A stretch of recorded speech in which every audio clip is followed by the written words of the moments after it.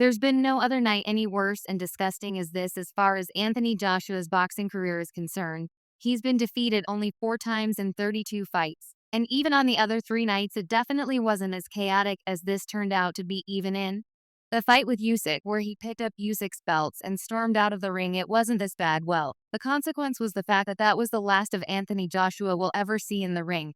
And with his decision, the Tyson Fury versus Anthony Joshua fight may just never see the light of day. He hinted at this during his post-fight press conference where he said it's good to know when to say goodbye. I don't really know, but I think it's now question tomorrow. People are going to be saying all the things that they said after previous defeat. Before the fight, many looked deeply into Anthony Joshua's professional record and found more confidence after discovering that the 28 for former world champion had never lost a boxing match to his fellow Brit. And this embarrassing loss isn't only the first time this will be happening, but it's also the first time Anthony Joshua would be quitting a fight this early. You surely don't expect such a fight to happen without its own consequences. Sadly, one of these consequences is the retirement of the former world champion. Currently, the Brit is 35 years old, and he did mention in the past that was the age in which he would retire. And just like the wane of Deontay Wilder led to the cancellation of the Wilder versus Joshua fight, similarly, the wane of Anthony Joshua is likely to do some serious damage to the Battle of Britain, which is the Tyson Fury versus Alexander Usyk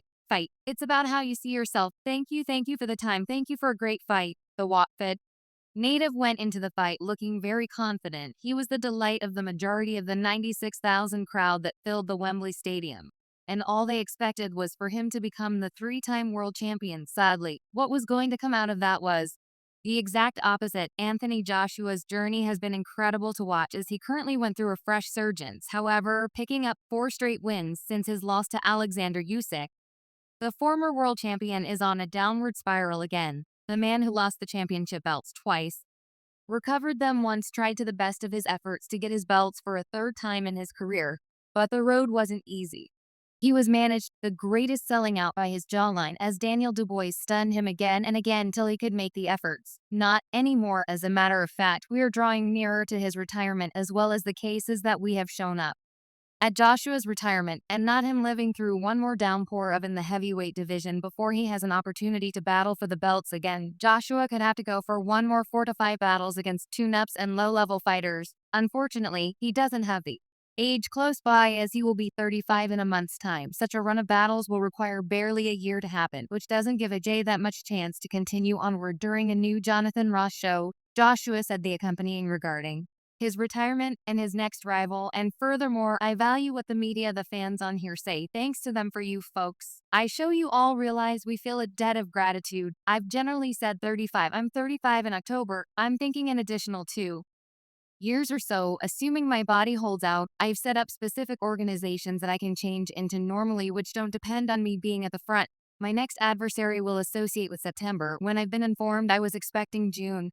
I have a chance to go on dates now and blend a smidgen. I'm preparing at the moment. I have 2 months before I get into instructional course. No, I think what they're talking about is show restraint, since you have Tyson Fierceness versus Alexander Usyk for every one of the belts, and afterward, whenever that is done, ideally, I can kick down the entryway and get my chance when Anthony Joshua resigns. That will be the ideal time in which he might have the option to battle either Tyson Rage or Alexander Usyk for every one of the belts in those days.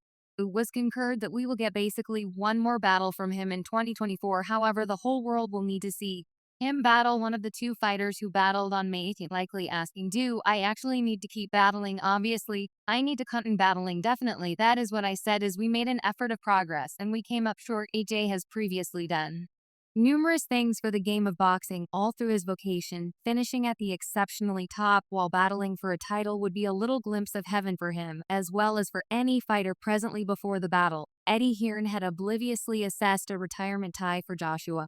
What? That was on the grounds that he figured Joshua would be successful in this battle against Daniel Dubois.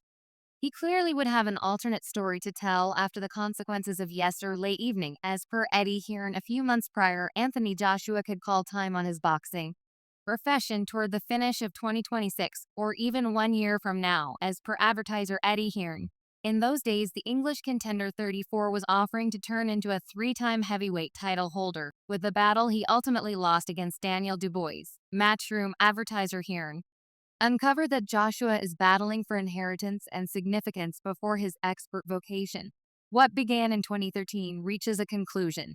At the point when asked how long Joshua has left in the game, Hearn told the Dad News organization, "I think perhaps the finish of 2026, assuming he wins in September and beats Fierceness or Usyk to become undisputed. Then what else do you do? It might be 1 year from now, who realizes he'll need to go on while he's performing, and this moment he's the best ever. He needs inheritance, significance. If you asked him, he'd likewise need to have great exhibitions." Hearn had consistently conceded the 2,120 Queensberry heavyweight would be a risky matchup for Joshua. The references for Joshua to battle for the world heavyweight title in the event that the IBF title comes on the line. Dubois turns into the leader.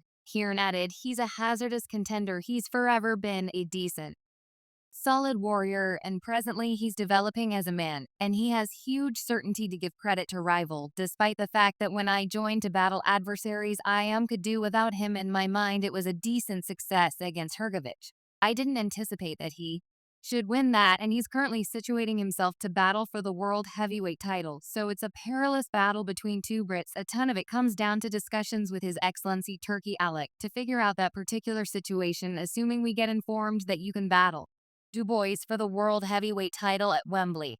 Then that becomes engaging Joshua's second round knockout triumph over Francis Ngannou in spring stretched out his series of wins to 4. Hearn tipped Joshua to recover his belts, backing him to beat anybody in the game to do so. When inquired as to whether Joshua could turn into a three-time champion, Hearn said without a doubt he's in the best physical and state of mind of his vocation up to this point, and right now he beats everybody in the game. Well for well, what we just saw was the specific inverse of Eddie Hearn's expectation. After Daniel Dubois, the Worldwide Boxing League heavyweight champion, amazed Anthony Joshua multiple times and blitzed his kindred Londoner in 5 fantastic rounds at Wembley Arena. Dubois had been in charge yet minutes before the stoppage. Joshua broke Dubois and hurt him with 3 dynamite right hands. Then, when Dubois tossed 2 of his own rockets in answer, Joshua crashed face first, and his fantasies about turning into a 3-time heavyweight champion vanished into the London air following 59 seconds of the 5th round. "Are you not engaged?" shouted an euphoric Dubois, who is currently 222. Tyson Rath and Alexander Usyk were both ringside months in front of their December rematch in Saudi Arabia, and Dubois has tossed the rest of the heavyweight division into a blender, dazzling Joshua. Such unequivocal style, Joshua showed heart balls and assurance. However, he never got unmanaged after a lamentable beginning. "The manner in which they set me up, there was a couple of slip-ups in there. That is the situation. Yep, thank before an electric group, before a huge number of fans." Dubois, the champion, acknowledged the uncustomary jobs of the challenger, strolling first, something that happened before in the night when Hamza Shiraz emerged to end. Tyler Denny Dubois handled the principal great right hand of the battle, and he stepped in behind his severely hard poke from the very start. Joshua pounded in a right hand over the top with brief avoided in the meeting. Dubois took a gander at with regard to the ring, subsequent to taking a crunching right uppercut, and prior to lashing Joshua with a major right hand that dropped the previous Olympic top dog. Joshua attempted to look creative, yet Dubois raged forward, cut Joshua with a major right, and afterward pounded away with 2 hands. Wembley fell into staggered quietness.